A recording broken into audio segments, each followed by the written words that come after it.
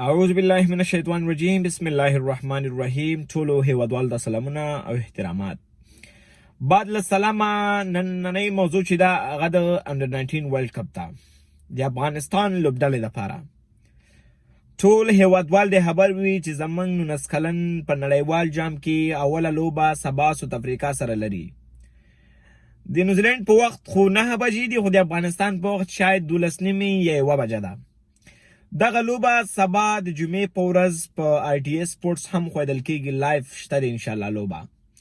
ټولو هیوادوالو نه هیله کوم چې خپل دغه 19 کلن په دوو کې یاد وساتي سره د ټول افغانستان. 19 کلن لورونو ته هم زما دغه پیغام دی چې څنګه مو ورلد کپ کې زمونږ ملي لوبډله سپورټ کړې وه، همدغسې به تاسو هم موږ سپورټ کوو په دغه ورلد کپ کې انشاءالله. تاسو نه ټولو نه مو خواهش دی د 19 کلنو لوبډله کې چې کوم لوبغاړي د زړه د خلاصه د افغانستان لپاره لوبه وکړي.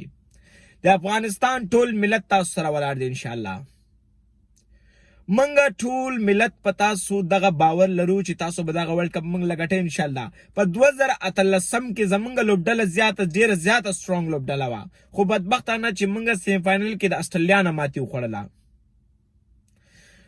نو همدغسې زمونږ دغه 19 کلن لوبډله چې دا په 2020 کال کې چې دا بولینګ خو زمونږ بانتهایي ډېر زیات ښه دی، خو هغه زمونږ بیټسمینانو ته زه دا ویم چې د زړه د خلاصه لوبه وکړئ، نو انشاءالله دغه ورلد کپ هم ګټو.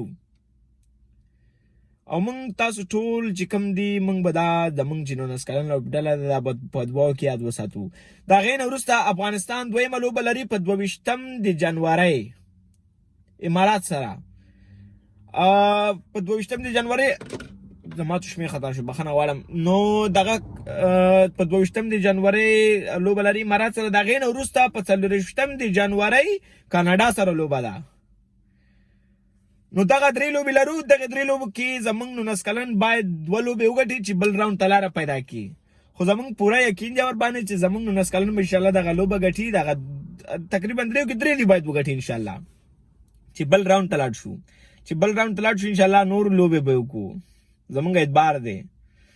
نو الله مو په همیشه په هر ډګر کې کامیاب لره. له ټولو افغانانو سره الله پاک دې زمونږ ملک امن راولي. والسلام.